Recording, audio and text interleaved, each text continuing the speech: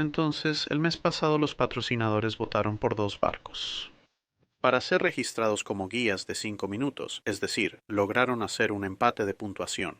Sospecho que eso fue intencional, uno de los cuales fue el USS Galena, que obviamente has visto antes. El otro fue el Her Majesty's Ship Victory, pero es el Her Majesty's Ship Victory. No hay forma de que eso sea una guía de solo 5 minutos. Y entonces les pregunté y aceptaron mi oferta de, en lugar de simplemente publicar una guía de 5 minutos para la Victoria, realmente ir a Portsmouth y echar un vistazo a la Victoria, tomar algunas imágenes de la Victoria e incorporarlas en un video especial mucho más largo. Eso es lo que experimentarás hoy. Espero que lo disfrutes. Vamos a ello. Comenzamos nuestra primera visita al astillero histórico de Portsmouth con un vistazo rápido a la casa de botes. Hay un barco de desembarco siendo reparado allí. Y creo que puede que haya encontrado un fondo para un estudio si alguna vez hago video en vivo, aunque un poco grande. De todos modos, pronto avanzaremos hacia la Victoria, así que desafortunadamente las imágenes que grabé afuera son básicamente inutilizables en cuanto al audio debido al ruido del viento. Pero ahí está el Her Majesty's Ship Victory tal como se encuentra en 2019, en un día de verano temprano de junio bastante maravilloso, y puedes ver el gallardete allí ondeando bastante sustancialmente. Y hay una maqueta del casco que puedes ver en el soporte triangular justo enfrente, y allá está el Her Majesty's Ship Queen Elizabeth, viejo y nuevo contrastando bastante bien. Y así que rodeamos la proa del barco. Ahora, obviamente puedes ver aquí la forma del casco como se abulta hacia la línea de flotación, y tienes el pronunciado voladizo típico de los barcos de guerra de madera del siglo XIX allí, un bonito ancla grande sentada allí en el muelle también, y hay un acantilado muy abrupto, en ninguna parte tan agudo y puntiagudo como en diseños posteriores subiendo a la proa bastante elegante. Han quitado la figura de proa para trabajos de conservación. Y parece que el sol se ha metido, el cielo es un gris británico típico con parches ocasionales de azul herético, así que ahí está. Subamos a bordo del Her Majesty's Ship Victory, donde ondea la bandera blanca, ya que sigue siendo un barco de guerra en servicio en la Marina de Su Majestad. Después de los incidentes en el Leita, esta vez no hay cascos de seguridad. Esa es la altura de entrada y salida, la altura del techo más bajo. Aquí está aproximadamente la altura de mis ojos y mi cabeza. Mientras nos embarcamos, es importante conocer la historia del barco, ya que los golpes son de esperarse. El Her Majesty's Ship Victory es un barco de primera línea, buque insignia de la Marina Real y el buque de guerra en servicio más antiguo del mundo. En el siglo XVIII, el barco de primera línea era el objeto tecnológicamente más avanzado que podía producir la humanidad, y también podía moverse. Sin embargo, no eran comunes. La mayoría de las flotas de batalla de las grandes marinas consistían en barcos de tercera y cuarta categoría, aunque los últimos estaban desapareciendo poco a poco en las marinas más grandes. También había barcos de segunda categoría, pero los de primera eran escasos, ocupando el mismo nicho que el superportaaviones actual. Eran grandes, costosos de construir y costosos de mantener. Incluso la poderosa Marina Real no podía permitirse mantener muchos de ellos, a pesar de la ventaja que tales barcos les habían dado en guerras anteriores, como las guerras anglo-holandesas de un siglo antes. En tiempos de paz frecuentemente se colocaban en reserva profunda, reactivándose solo cuando era necesario. Afortunadamente, el avance de la tecnología naval era tan rápido que un barco podía pasar 1 o 2 décadas en reserva, y con un trabajo relativamente mínimo, volver a ser una unidad de combate de primera línea siempre que se le prestara cuidado y atención durante su tiempo en lo ordinario, término usado para el servicio de reserva en aquel entonces. Esto significaba que los barcos de primera categoría duraban décadas y requerían reemplazo infrecuente, al menos en manos de la Marina Real, que, salvo algún holandés molesto ocasional, solía conservar sus primeras categorías, complementadas a veces por donaciones de marinas extranjeras, generalmente francesas. El nombre Her Majesty's Ship Victory tuvo una historia variada a mediados de los 1750. La era de la guerra anglo-holandesa había tenido un segundo barco de ese nombre lanzado en 1620 que duró 70 años antes de ser desmantelado. El Her Majesty's Ship Royal James, un barco de 100 cañones, adoptó el nombre en 1691 para preservar la continuidad.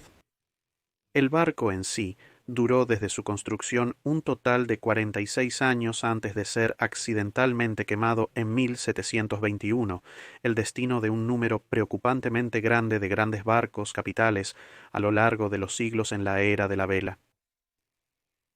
16 años después se había lanzado una nueva Victoria de primer orden, pero después de ser comisionada como lo que resultaría ser el último barco capital británico, armado completamente con los cañones de bronce más caros en lugar de los cañones de hierro producidos en masa, solo duró 4 años antes de ser destrozada en una tormenta y perdida con todas las manos en su camino de regreso de una operación naval exitosa en 1744.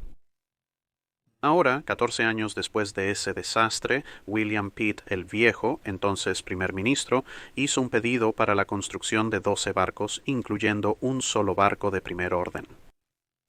La rareza de los barcos de primer orden se puede ilustrar con el hecho de que, a pesar de que Gran Bretaña estuvo involucrada en numerosas guerras importantes en el siglo XVIII, este pedido fue uno de los únicos 10 barcos de primer orden que se iban a construir durante todo ese periodo de 100 años, y uno de esos había sido la Victoria anterior.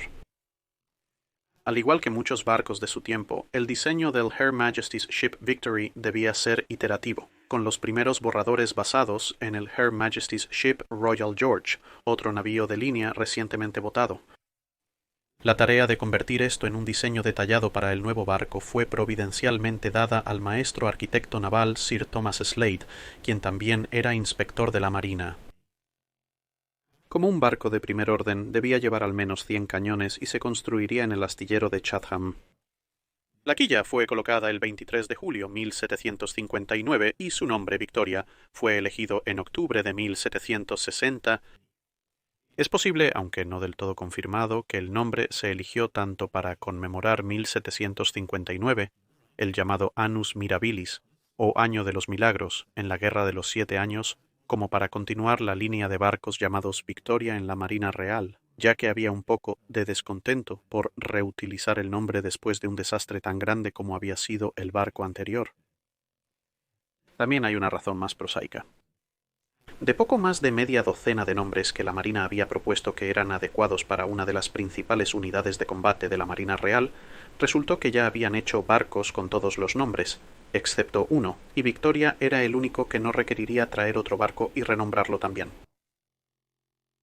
Aquí comenzó una serie de eventos muy afortunados. En primer lugar, Sir Thomas Slade era un genio de la arquitectura naval que no se contentaba con simplemente iterar, sino que de hecho realizó una serie de pequeñas innovaciones y mejoras en el diseño con el que se le había encomendado. Luego, la Guerra de los 7 Años terminó, por lo que era una práctica común construir el marco del barco y luego dejar que la madera se sazonara Durante primavera y verano, la abrupta desaceleración en la construcción implicó que Victory permanecería cubierta y sazonándose por casi 3 años, aumentando considerablemente la resistencia de su estructura base. Finalmente estuvo lista para partir en mayo de 1765 a un costo total de 63.176.03. Ahora eso puede no parecer mucho hoy en día, y de hecho un simple calculador de inflación sugeriría que esto equivale a 8 a 11 millones en el dinero de hoy, pero en términos de costo económico real para el país, una estimación más verdadera del impacto en las finanzas nacionales o lo que podrías considerar poder adquisitivo sería algo del orden de poco más de 1.000 millones de libras. Sin embargo, esto no significa que la salida del dique seco se haya realizado sin complicaciones. Como el barco era tan grande, las puertas del muelle no eran lo suficientemente anchas para dejarlo pasar, lo que llevó a una noche frenética de trabajo con Edses recortando las puertas, seguido presumiblemente por mucho cuidado de estar alrededor y silbar por la tripulación del astillero para que nadie notara que las bastante caras puertas del muelle ahora parecían haber sido atacadas por el hámster más grande del mundo. También hubo errores constructivos que requerían más lastre para una quilla uniforme. Como en muchos barcos iniciales, los puertos de armas inferiores estaban cerca de la línea de flotación, a menos de 5 pies. Sin embargo, con estos problemas resueltos y la guerra prácticamente terminada, había poca necesidad de mantener en servicio un barco de primera categoría tan costoso, por lo que Victory pasó prácticamente de inmediato a la reserva, acumulando percebes y algas en el lecho del río, donde un joven Horatio Nelson, en ese momento un cadete aspirante sin particular importancia, pasaba diariamente mientras le enseñaban habilidades básicas de navegación fluvial. Hasta ahora, podrías pensar, no ha mostrado mucho en términos de diseño innovador, pero cuando se movió el enorme barco de primera categoría, incluso incrustada como estaba, aún superó en velocidad a sus barcos de escolta. El trabajo de Slade había proporcionado a la Royal Navy uno de los barcos más rápidos jamás construidos, capaz de alcanzar 11 nudos en un momento en que la mayoría de los barcos de línea eran varios nudos más lentos e incluso algunas fragatas lucharían por alcanzar esta velocidad. Su enorme tamaño y volumen también significaban que podía mantener esta velocidad en mares mucho más altos que la gran mayoría de otros buques de guerra. En 1778 su tiempo de descanso llegó a su fin ya que Francia se había unido a la Guerra de Independencia de América y se necesitaba una victoria para resistir cualquier acción potencial de la flota francesa. Su casco fue pintado de rojo, aunque esto no tiene ninguna conexión con que ella vaya más rápido hasta donde puedo discernir, y su primera carga de armamento fue izada a bordo. Se le dio a la cubierta de cañones inferior 30 cañones de 42 libras, con 28 cañones largos de 24 libras en su cubierta media y 30 cañones de 12 libras en su cubierta de cañones superior, junto con 12 cañones de 6 libras en su cubierta de popa y forecastle. El armamento de la cubierta de cañones inferior varió enormemente en los siguientes años, siendo los cañones de 42 libras muy potentes, pero demostrando ser difíciles de recargar rápidamente en alta mar, por lo que fueron reemplazados por 30 cañones de 2 libras.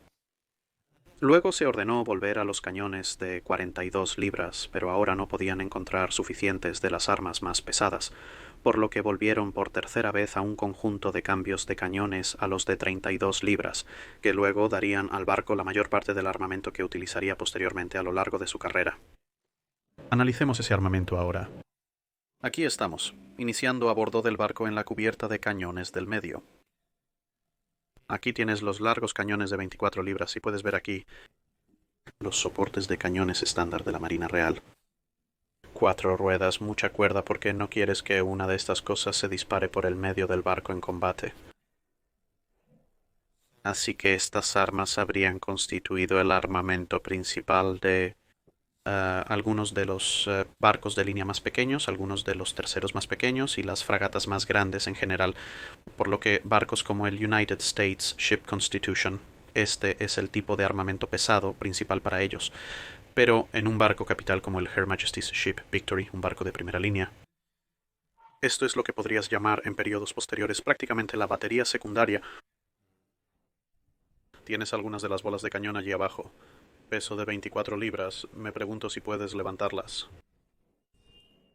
No, están fijas en su lugar. Hay algunos sables para acciones de abordaje. Y aquí están los accesos hacia arriba y hacia abajo por las cubiertas. Ves que los techos aquí no son terriblemente... los bajos son agradables, así que avancemos. Algunas pantallas de lona aquí.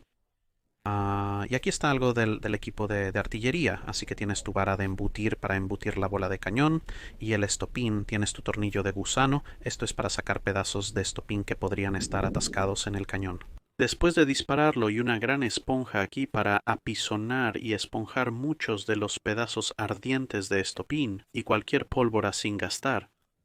Definitivamente no, porque no quieres esperar ni un segundo. Como decía, no quieres ningún pedazo ardiente de estopín o pólvora en el cañón. Cuando pones pólvora fresca, esa es una forma fácil de perder un brazo y aquí tienes un cuerno de pólvora. Eso es obviamente para permitirles llenar el orificio de contacto que se puede encontrar en la parte superior del cañón.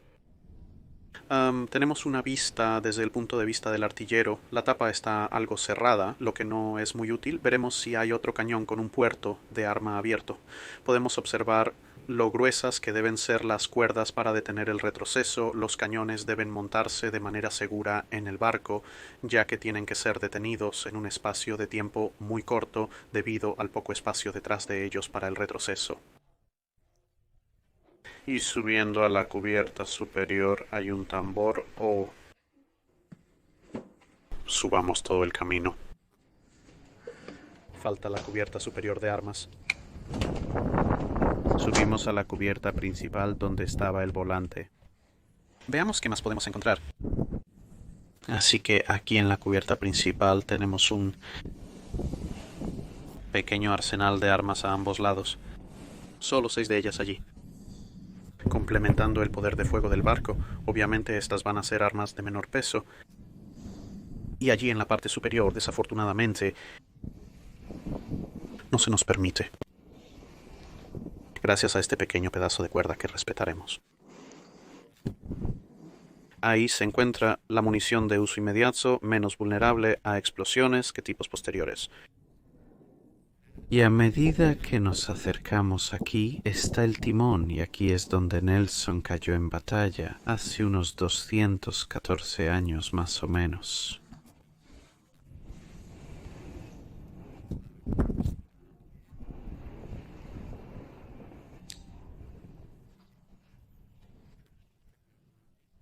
Aquí está el barco. Volante, doble volante, como se puede ver realmente, y ahí está la cuerda que lleva hacia abajo, en esa dirección, hacia el real. Timón y caña, y ahí está parte del mástil que sube por ahí. Esto fue en su mayoría disparado y las personas que lo manejaban fueron asesinadas durante la batalla de Trafalgar. Ahora aquí, en la popa del barco, detrás del volante, incluso más cañones con puertos de armas listos para ir, y también, como puedes ver, estos...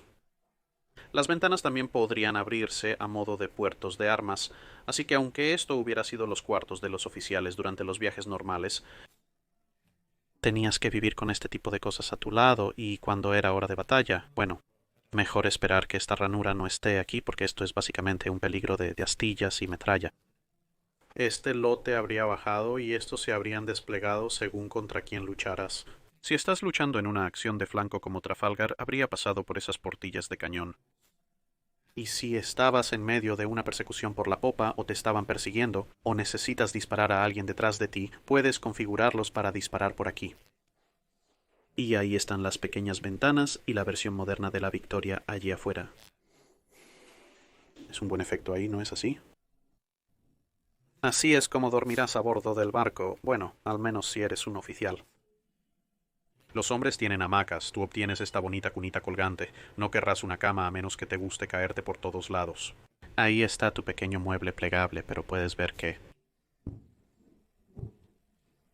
El problema con el rastrillado es que si una bola de cañón lo atraviesa, ese vidrio realmente no va a detener mucho. No intentes detener una bala de cañón con eso, ni lo pienses. Realmente no hay una cantidad tremenda para detenerlo solo yendo todo el camino a lo largo de la cubierta principal, ¿verdad? Así que volvamos a salir. Así que mirando de nuevo a través del barco, está el bote del barco, no sé qué puedes ver allí arriba, no puedo quitármelo de la cabeza, tienes la ventilación aquí, y este es también el lugar donde obviamente los hombres subirían y bajarían si estuviera abierto. Históricamente hablando, no tendría el vidrio allí. Allí, a nuestra derecha, están las 300 victorias años antes de que se construyera el ancestro Mary Rose, sentado bastante feliz en su museo. Lo veremos otro día. Este clima realmente es bastante desagradable. Baja la cabeza. Yendo a la cubierta de cañones superior desde arriba... este no es el más... No estoy seguro de los pasos, pero creo que me acostumbraré. Lamentablemente, el viento soplaba tan fuerte a través de las escotillas que el audio resultó casi inservible. Así que ahí ves hamacas como las que usa la tripulación. Esto es en la cubierta superior de cañones, y luego, a medida que avanzamos, estos son los cañones de 12 libras que conforman lo que efectivamente es la batería terciaria del barco, pero sería el armamento principal de las fragatas ligeras, digamos de sexta clase, y la batería secundaria en las fragatas pesadas y en los pequeños barcos de línea, estos largos cañones de 12 libras justo aquí. Así que si hacemos un barrido rápido, puedes ver que hay un buen número de estos cañones aquí y allí están sus balas de cañón. Puedes ver mucho más pequeñas que algunas de las otras que hemos visto antes. Y si miramos a la izquierda, pasa por mi lado, allí vamos. Entonces puedes ver las herramientas de carpintería, todas muy importantes porque el barco está hecho de madera, así es como mantienes el barco intacto, y aquí vemos que hay algunos cubos bastante ahistóricos y uno auténtico. Dando la vuelta aquí, muy útilmente señalado, por favor no tocar, es un estuche de pistolas de pedernal de calibre preocupantemente grande, para usar en acciones de abordaje o para defender el barco, y algunas espadas, porque nunca hay suficientes espadas, teniendo en cuenta que cuando miras hacia abajo en la cubierta de armas, este sería el lugar donde comías, vivías, trabajabas, dormías y posiblemente morías. Esperemos que no lo último si tenías suerte, pero es un espacio grande y bonito. Bueno, aparte de la parte del techo, es un espacio grande y bonito si eres solo una o dos personas deambulando, pero no querría necesariamente vivir aquí con varios cientos de otras personas, y hay algunas mosquetas y bayonetas. Por supuesto, no puedes ir a ningún lugar sin tu bayoneta en cajas. Y aquí está la continuación de ese sistema de escotillas que viste arriba, porque recuerda que esto es del siglo XVIII, no hay aire acondicionado, así que más te vale esperar que eso haga bajar el aire a las partes inferiores del barco. De lo contrario, se va a poner muy húmedo muy rápidamente. Y muy... Algo más del equipo del barco allí. Picas de abordaje también buenas para repeler a los abordadores, y creo que pólvora para los cañones de 12 libras. Ah, ahí tienes disparo de lata de servicio marítimo para cañones de 12 libras. Ahí lo tienes. Así se ve un disparo de lata antes de convertirse en un enorme cartucho de escopeta volador. Y aquí está una de las cosas más importantes para un barco dañado en batalla. Muchos cubos y una bomba. Podrías estar preguntándote, bueno, espera un minuto, no estamos en la cubierta superior. ¿A dónde diablos va esta bomba? Bueno, esta bomba va mucho más abajo en el barco, debajo de la línea de flotación. Ahora estamos, como espero que puedas ver a pesar del deslumbramiento. Allá afuera estamos bien por encima de la línea de flotación, y en batalla realmente no quieres esto en la cubierta superior. En la cubierta principal, lo siento, porque solo conseguirás que disparen a todas las personas en ella. Así que este es el mejor lugar para esta bomba, bombear agua fuera del barco, en los cubos fuera a través de los puertos de armas. Y otro tambor para mantener el ritmo en la batalla. Ahora entrando en la sección de popa del barco, y esto en la oscuridad es parte de los cuartos del almirante. Arriba para más entretenimiento público y tal, probablemente mantenido en primer oficial, algo así. Tiene estas cabañas laterales en las que no puedes ver porque están bloqueadas. Vamos a entrar en los cuartos del almirante en un segundo, donde actualmente hay una charla en curso, así que lo siento, solo esperamos a que terminen, y aquí en el lado del barco está uno de los paseos del barco. Un pequeño espacio cerrado, probablemente podría calentarse un poco en un clima soleado, me imagino, y luego saliendo de nuevo. Estás en la cabina de día de Nelson, ahí está su escritorio donde escribía cartas para enviar a casa, bonita alfombra vieja, algunos asientos bastante desgastados. Aquí es donde habría hecho la mayoría de sus negocios durante el día, y hay algunas cartas y mapas, por favor no tocar, por supuesto. El otro baño está por allá, y esta es la cabina de comedor para el almirante Nelson. ¿Puedes notar? Usualmente tenía invitados. Si no te apetece un viaje a la popa, hay un baño allí. Y aquí es donde duerme Nelson. Esto es lo más lujoso en este barco. Otra pieza importante del equipo del barco es una rueda de afilar para mantener tu espada en buenas condiciones. Afilada y útil para afilar cualquier otro objeto metálico que tengas. Nota el emblema en las armas George Rex, porque por supuesto esto es del periodo de los varios reyes Georges. Es esencial no perder tu arma, ya que si la pierdes también podrías meterte en problemas. ¿Dónde se ha ido a quien solía pertenecer? Y allí fuera todo eso no es bueno por una caja grande. Es el 1000 Onasterio 1033. Así que ahora vamos a descender de nuevo a la cubierta de 24 libras. Ahora estamos en la cubierta de 24 libras, donde se puede observar que las balas de cañón han aumentado su tamaño ligeramente. La cubierta por la que entramos. Las armas son mucho más robustas. Y mira, aún más mosquetes. ¿Qué tenemos aquí? Bueno, aquí están los baúles de mar de los hombres, también asientos improvisados y las mesas de comedor en las que se sentaban. Obviamente, muchas cosas hechas de madera y metal de cuerno, obviamente no tienden a durar mucho en el mar cuando están en porciones delgadas como las que podrías encontrar en el lado de una taza o en un plato, verás que estas cosas son un poco más duraderas. Y aquí tenemos la cocina. Bromas aparte sobre la cocina inglesa, intentaban mantener la mayor cantidad posible de productos frescos, aunque no duraban mucho tiempo. Está el infame galletón duro. Lo hará. Te mantendrá nutrido y, en el peor de los casos durante un abordaje, también servirá como arma cuerpo a cuerpo improvisada. Y aquí está la estufa de la cocina. Cuando noto que estos son de nuevo de cobre, en parte nuevamente problemas de óxido, pero también tienes que asegurarte de mantener la nave lo más libre de chispas posible. Con tanto pólvora alrededor, el uso de cobre, que obviamente no produce chispas a diferencia del hierro o acero, es ideal, pero obviamente algunas de estas cosas tienen que ser porque, bueno, no puedes meter una larga barra de cobre en eso y esperar que permanezca intacta por mucho tiempo. Creo que voy a pasar. Esta es la proa del barco, donde se pueden ver las últimas armas correctamente orientadas a estribor. Esta arma probablemente está desviada unos 30 grados a estribor. Y luego hay otra portilla de arma que te llevan a enfrentarte casi hacia adelante, armas de persecución, y puedes ver aquí el bauprés bajando, así que está bajando a través de la cubierta superior de armas, ahora en la cubierta media de armas. Podemos ir alrededor para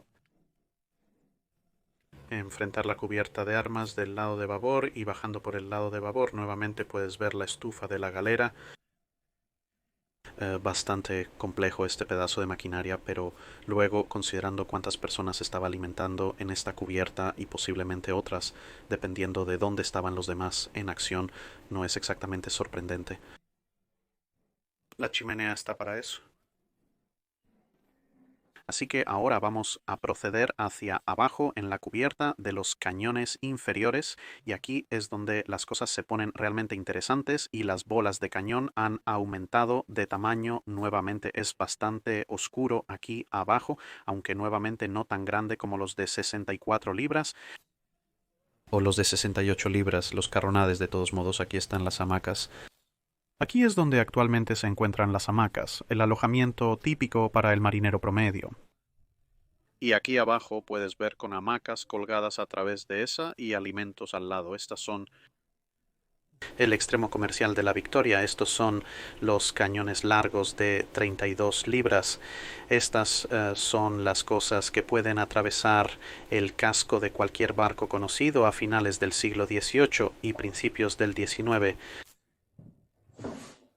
Generalmente solo se encuentran en naves de guerra capitales de primer y segundo rango, algunas de las de tercer rango más grandes, y son estos cañones los que harán la mayoría de la ejecución cuando se trata de las grandes batallas de flota, y también son estos cañones los que darían a algunas de las fragatas Race más grandes ciertos grados de ventaja sobre sus primos construidos, como fragatas más regulares, porque en los 74 más grandes que se redujeron a fragatas Race, retendrían estas armas monstruosas. En sus cubiertas de cañones inferiores, que obviamente superarían en armamento, cualquier fragata normal que tuviera una batería principal de 18 o 12 libras, e incluso aún superaría a las fragatas pesadas del tipo Endymion y Constitución y todo ese tipo de cosas, con sus armamentos principales de 24 libras. Puedes ver que la cubierta es sustancialmente más ancha aquí. Probablemente este sea el punto más ancho de todo. Tal vez este y la siguiente cubierta hacia abajo. Y hay otra bomba aquí. No puede haber demasiadas bombas y un interesante aparato mecánico allí. Esto es un conjunto de bombas mucho más grande, creo. Hay un mástil, probablemente el mástil principal, el más grande de los tres que desciende a través del barco. Simplemente avanzando. No, vamos a popa, lo siento. Vamos a popa donde está el mástil trasero. Y a diferencia de las cubiertas de cañones superior y media, no hay alojamiento aquí en la parte trasera de... El barco es solo cubierta de cañones de principio a fin, casi de proa a popa. Están algunos de los efectos de la tripulación. Cargas de pólvora. Cuerda de repuesto. Y con eso dicho, veamos si podemos descubrir a dónde vamos bajando aún más. Cabrestante para el bobinado manual, los palos, para eso estarán por aquí en algún lugar. Puedes ver la escala pura de algunas de las cuerdas que tenían que hacer. Eso es. Una cuerda grande, diría. Y así bajando desde la cubierta inferior de armas, bueno, este es el sitio que me enfrenta, podría necesitar agacharme un poco, esta es la cubierta de todo, donde está la cabina del cirujano, hay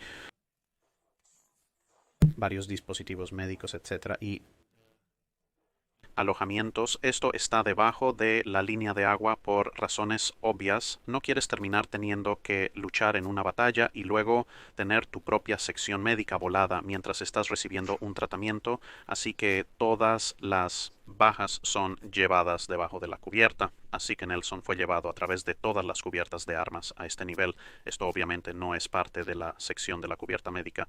Esta es la almacenamiento de queso, muy vital, debo admitir, casi tan vital como la cubierta médica en sí y un montón de bonitos barriles.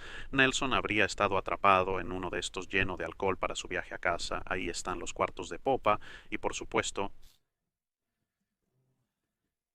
los maravillosos instrumentos involucrados en tratar de mantener a las personas vivas, principalmente eliminando extremidades porque los cañones no hacen cosas muy agradables a las extremidades y sí, así.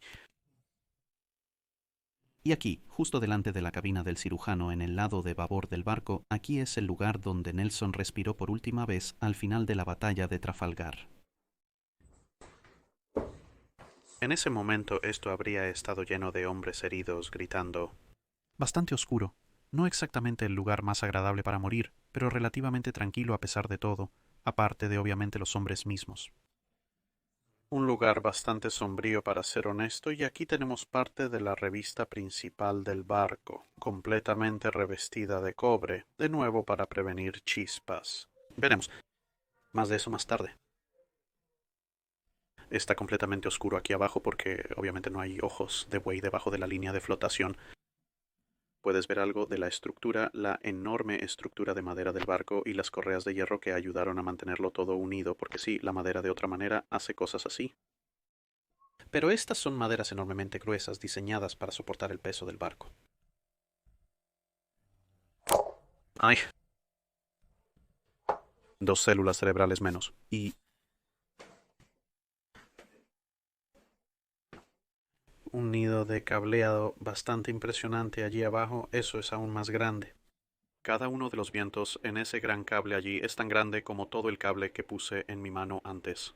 Eso es un viejo sustancial. Aquí estamos en la parte delantera del barco, todavía en la cubierta de Orlop, en la tienda de Bosun, así que ves que aquí se guarda la cuerda de repuesto, aparejos de repuesto, poleas, hachas y hachuelas, todo muy importante porque muchas de estas cosas se dañarían o destruirían en combate, por lo que siempre es importante tener reemplazos. Escalas variables. Y se abordan las escalas variables humanas, uno de los avances de la Marina Real durante este periodo. Primera línea de producción que podría producir productos uniformes para esto, porque hay una gran cantidad de estos que entran en la composición de un aparejo de barco. Y el único problema con tallarlos a mano es que uno tarda para siempre. Y dos, son todos muy ligeramente diferentes, lo que puede llevar a todo tipo de problemas interesantes. Pero digamos que la Marina Real, logrando informar una línea de producción en masa para estas cosas, podría garantizar que todos son del mismo tamaño y forma para una categoría dada y por lo tanto intercambiables, lo cual es muy muy útil. La logística es el área de estudio de los expertos. Lo que avanzamos aquí, hay un poco más de cuerda allí. Más almacenamiento. Juro que mi espalda me va a matar después de esto. Incluso más espadas y un montón de mosquetes de patrón naval. Un poco más cortos. Estos, como puedes ver, no son tan altos como yo. De hecho, probablemente tienen la altura de los hombros sin los bayonetas adjuntas. Y, sí, así que aquí es donde estaban trabajando en más de las tiendas del contramaestre. Un lugar muy agradable aquí. Ahí está el mástil completo bajando por ahí. Es muy tranquilo, engañosamente tranquilo, especialmente considerando el clima afuera. Aquí está la tienda del carpintero. Herramientas de carpintero, cuñas muy importantes, martillos, otro delantal, algunos bits y piezas en reparación, como puedes ver. Bolas. Probablemente he sacado cosas para un coche caliente, porque puedes ver que todas las cubiertas están tapadas y duras, las mantienen impermeables. Y mira, otro peligro para las células cerebrales. Vamos a agacharnos y ver si podemos bajar aún más. Ahora estamos en las entrañas mismas del barco. Puedes ver las maderas que sostienen el casco exterior. Ese es el fondo del barco allá en la oscuridad. Ahí está el lastre del barco, muy importante para mantenerlo erguido. Barriles de provisiones, agua, comida y prácticamente cualquier cosa imaginable. Obviamente todo muy pesado, lo que ayudará a mantener el barco lastrado. Y ahí está la quilla del barco, corriendo por el remo y la popa. Más de la estructura del barco. Bueno, si bajaras ese conjunto de escaleras estarías justo en el fondo del casco, pero no se nos permite, así que veamos qué más podemos encontrar por aquí en la oscuridad mal enfocada. Aquí abajo hay almacenamiento de municiones, algunos ejemplos de los diversos tipos de disparos que están utilizando. Puedes ver que hay algunos disparos de uva, algunos disparos de barra, tipos variados. Esto parece una barra de pesas clásica y otros tipos de barras para levantamiento de pesas. Aquí se almacenan disparos de cadena con divisiones visibles y algunos disparos redondos clásicos. La razón de eso es porque esto es parte del almacén del barco que veremos en un minuto. Es la fotografía con flash la que no está prohibida o no es fotografía de labios. Hay algunas tomas ligeramente más enfocadas. Un del alastre, las tiendas, la base del barco. Ahí está la quilla, vamos. Veamos qué más podemos ver. Oh, mira, más cuerda, eso es una sorpresa. Y aquí puedes ver una forma de subdivisión interna, quiero decir. No es el mamparo más grueso del mundo, tiene agujeros, pero hay escotillas para eso, pero es una forma de integridad estanca al agua, lo que significa que si el barco comienza a inundarse, no se va a inundar completamente a través de una sola brecha en la bodega. Esta parte del barco está un poco más vacía donde han sacado el lastre para fines de ventilación y luego está la quilla que continúa corriendo a lo largo del barco. Y eso es todo, saliendo por el costado del barco, saliendo bajo el agua. Perdí más células cerebrales en algunos pisos de metraje perdido, esos dolieron. Resulta que mi cabeza no está tan bien protegida como las vigas estructurales de un barco de primera línea, quien lo hubiera sabido. El nuevo soporte está entrando y mantiene el barco apuntalado.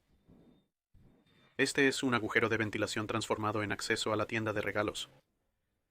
Y es una vista bastante agradable. Arriba al costado del barco, creo yo. Subiendo a bordo. Resulta que las revistas están en remodelación, así que tendré que describírtelas por separado, quizás con algunas fotos anteriores. Y ahora que ya has recorrido el barco, volvamos a algo de la historia de la operación del barco. Hace aproximadamente media hora, el barco entró en servicio activo como buque insignia del almirante Keppel. Poco menos de 30 barcos británicos de línea avistaron y se enfrentaron a una fuerza francesa equivalente el 23 de julio, 1778. A unos 100 millas al oeste de Ushant, los franceses querían evitar la batalla y tenían el barómetro del tiempo, lo que en la era de la vela significa que el viento está a tu favor en relación con el enemigo. Esto te permite abordarlos cuando quieras, mientras que ellos deben luchar contra el viento para acercarse. Pero la flota británica estaba entre ellos y su puerto de origen, por lo que después de mucho viento, lluvia y maniobras, la batalla se volvió inevitable. Sin embargo, los franceses lograron un paso opuesto en la columna británica antes de hacer una pausa por seguridad, con la victoria involucrando a la primera tasa Britannia de 110 cañones y la segunda tasa Ville de París de 90 cañones. Por lo tanto, la batalla fue algo inconclusa debido al único paso de disparos. En 1780 la Victoria fue revestida en cobre, permitiéndole mantener sus excelentes capacidades de navegación por mucho más tiempo de lo usual. Y pronto volvió al mar con otros 11 barcos de línea y media docena de escoltas. Su objetivo esta vez era un convoy de mercantes francés, pero cuando lo encontraron descubrieron una gran fuerza de alrededor de 20 barcos de línea franceses protegiendo el convoy. Afortunadamente, sin embargo, la escolta estaba a sotavento del mencionado convoy y por lo tanto los británicos decidieron contentarse con robar 3/4 de los mercantes antes de que la escolta pudiera virar contra el viento para enfrentarlos, y luego se llevaron todos los premios, dejando lo que quedaba del convoy a un creciente vendaval. Esto en realidad tuvo un efecto significativo, ya que el convoy y muchos de la escolta estaban destinados al Caribe, y con la mayoría de esa fuerza dispersa o capturada, solo unos pocos llegaron realmente a su destino, dejando a una fuerza francesa destinada a capturar Jamaica en desventaja de 36 a 33 en la Batalla de los Santos, donde el almirante Rodney capturaría a 4 de ellos, destruiría a otro y dañaría gravemente al resto, lo que puso fin a las ambiciones francesas de limpiar las posesiones caribeñas de Gran Bretaña, al menos por el momento. En 1782 algunas mejoras eran necesarias. Los cañones de 6 libras en la cubierta superior fueron reemplazados por cañones de 12 libras, y en algún momento también adquirieron un par de carronadas de 68 libras para su proa. La Marina Real no cuenta las carronadas de corto alcance al listar el total de cañones del barco, lo que hace que la calificación de cañones listada para los buques de guerra de la Marina Real en este período sea bastante engañosa, ya que solo incluye los cañones largos. Estos se pueden encontrar en la cubierta superior junto a la campana del barco. Los Windnoyers repiten esta atrocidad. A diferencia de la campana de Leita, han atado esta en su lugar, por lo que no puedes hacerla sonar, pero si vas a esta es la proa de estribor de la cubierta, puedes ver aquí la complejidad del aparejo involucrado. Esto es solo una parte del aparejo. Esto solo sostiene el cuarto mástil, los mástiles superiores, y faltan muchas velas y líneas por colocar. Hay un cañón de 12 libras en la cubierta superior, obviamente, como dije, habiendo reemplazado los de 6 libras, y hay uno de los carronadas de 68 libras. Como puedes notar, a diferencia del cañón de 12 libras de allí, esto no está en un soporte estándar, sino en un soporte giratorio. Tiene un retroceso bastante violento, a pesar de que obviamente es una carga ligeramente reducida. Y aquí puedes ver que tiene estas pequeñas ruedas de muñón que permiten que el cañón sea girado usando estas cuerdas a la izquierda y a la derecha, otorgándole una maniobrabilidad considerable en comparación con el cañón de 12 libras aquí, que básicamente solo se mueve hacia adelante y hacia atrás. Así que ven al frente y puedes ver que estas son las bolas de carronada de 68 libras, son los trozos de munición más grandes del barco, un poder de fuego bastante sustancial presente allí, y luego si vamos alrededor del palo de proa, pasamos por esa pequeña brecha, está el otro. Con estos armamentos adicionales, Victory lideró una flota de 35 barcos de línea para reabastecer Gibraltar. La fuerza de bloqueo franco-española era de 49, pero una poderosa tormenta los dispersó, destrozando uno, enviando otro a divertirse bajo el fuego de Gibraltar y viendo otro que terminó siendo arrastrado limpiamente al Mediterráneo. El reabastecimiento se completó sin problemas y los británicos regresaban cuando aparecieron 38 barcos enemigos que lograron mantenerse unidos. Gracias al revestimiento de cobre de la flota británica, la fuerza de batalla y los comerciantes que partían pudieron escapar de regreso a casa sin participar mucho en la acción.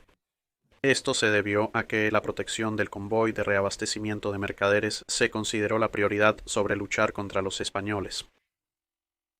Victory permanecería como el buque insignia de la flota del Mediterráneo durante los siguientes años, atacando el arsenal francés en Toulon y luego participando en una acción fuera de las Islas Hieres, creo que Hieres, con una extraña marca de acento sobre la E del medio de todos modos, donde una fuerza británica mucho mayor se encontró con una flota francesa aproximadamente un 60% de su tamaño, gracias en gran parte al ahora capitán Nelson a bordo del Her Majesty's Ship Agamemnon, que había detectado quien había sido destacado liderando una fuerza de fragatas en servicio de exploración, detectó la flota francesa, avistándolos y señalando al resto de la flota.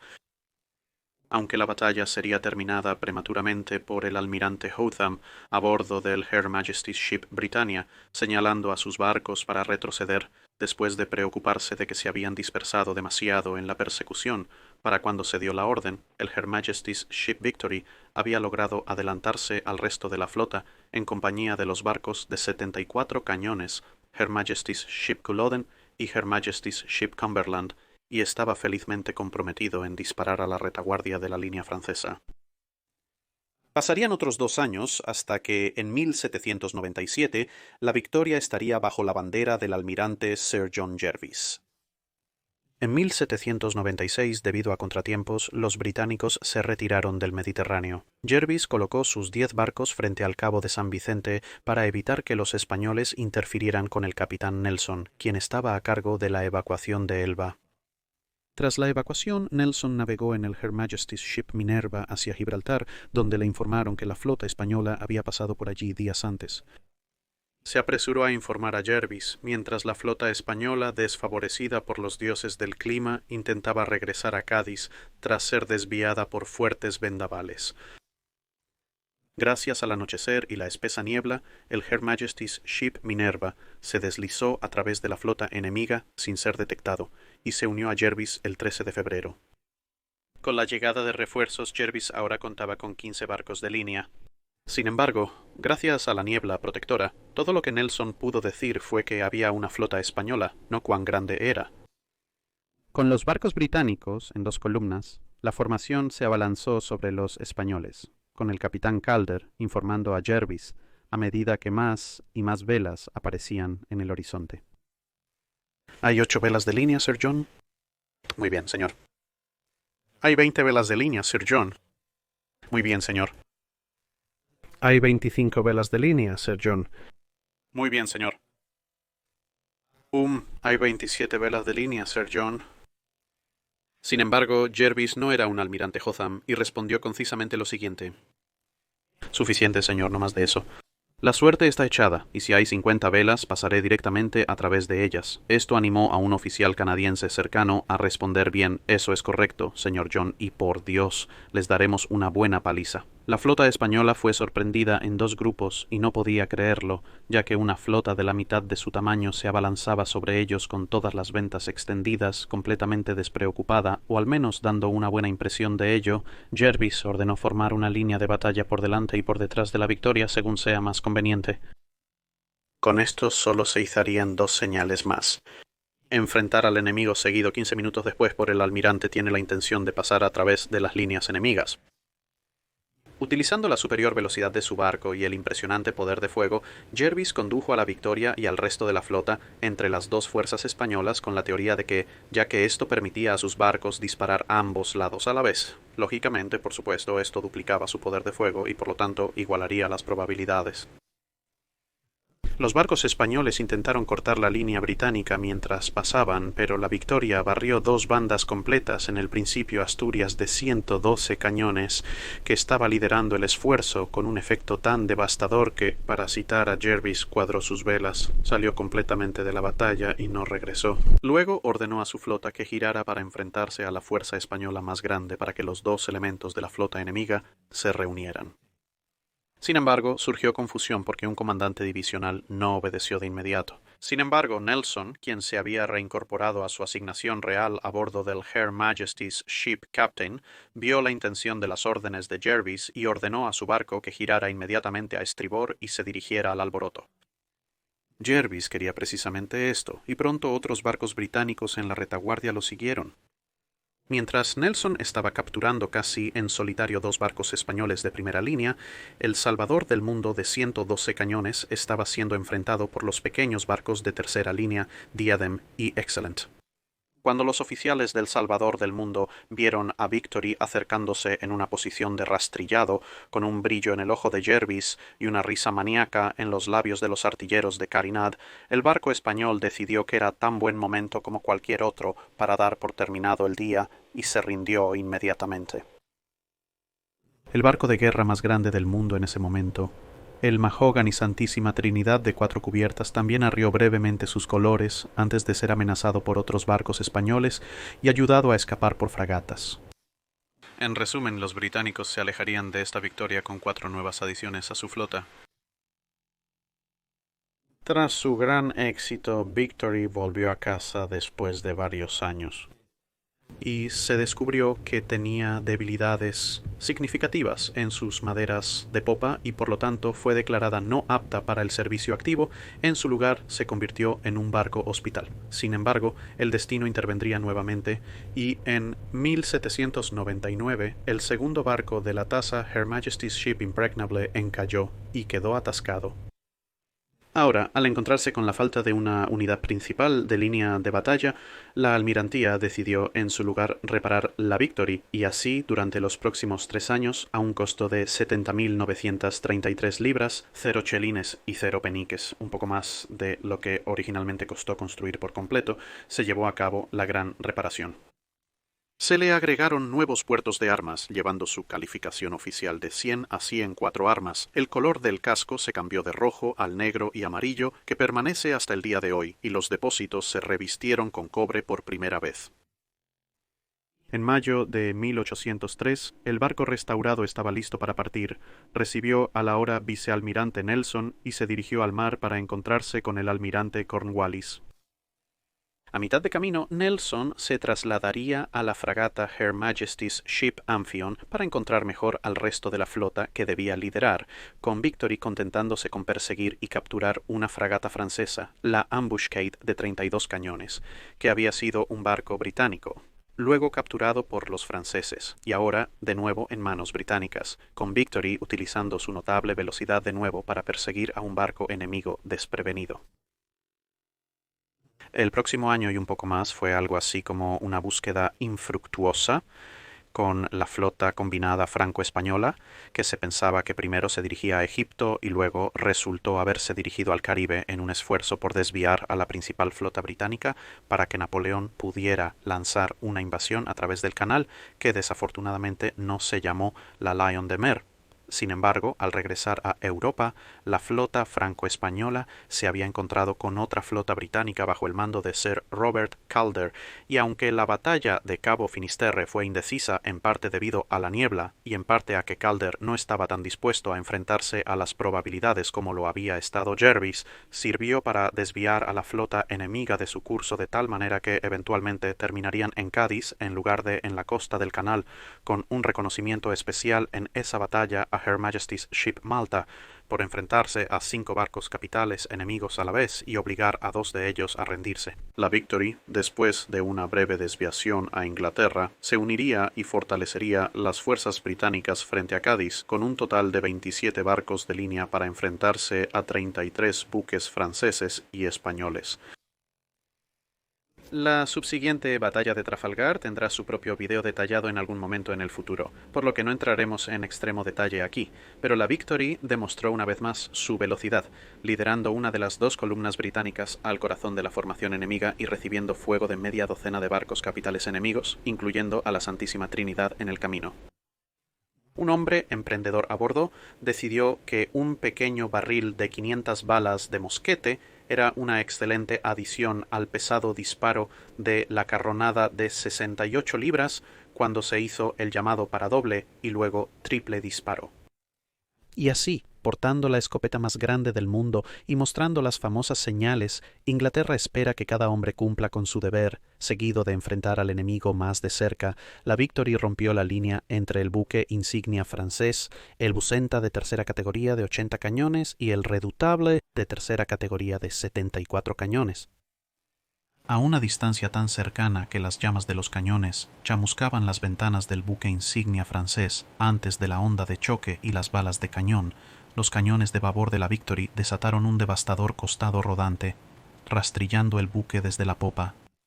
Haciendo un agujero en él, descrito como lo suficientemente grande como para conducir un carruaje con 4 caballos a través de él, esto desmontó cañones y destrozó a la tripulación en un torbellino de balas de cañón, metralla y las 500 balas de mosquete de la carronada, matando o hiriendo a entre 300 y 450 hombres de los 750 a 800 hombres que componían la tripulación del barco en cuestión de segundos.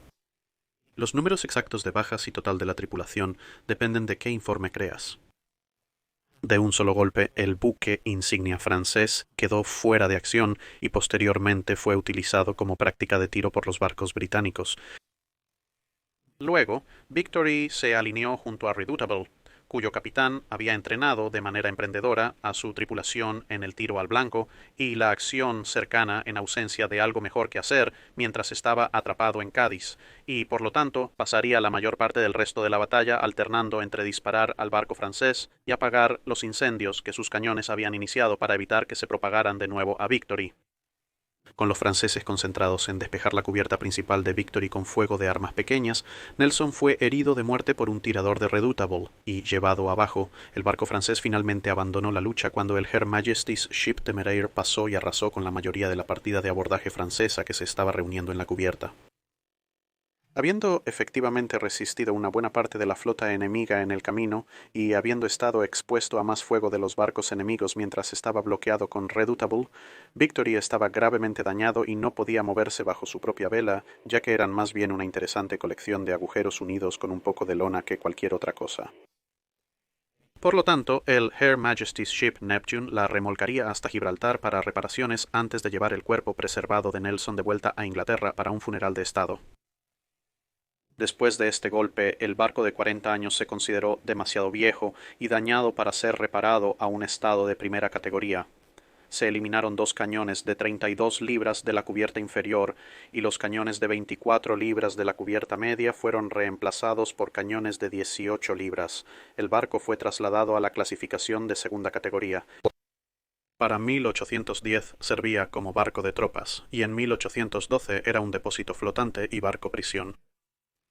Sin embargo, en 1814 recibió mayores reparaciones, incluyendo el uso del refuerzo de hierro visto anteriormente en los videos para fortalecer algunas maderas, y para 1817 ya estaba de vuelta como de primera categoría.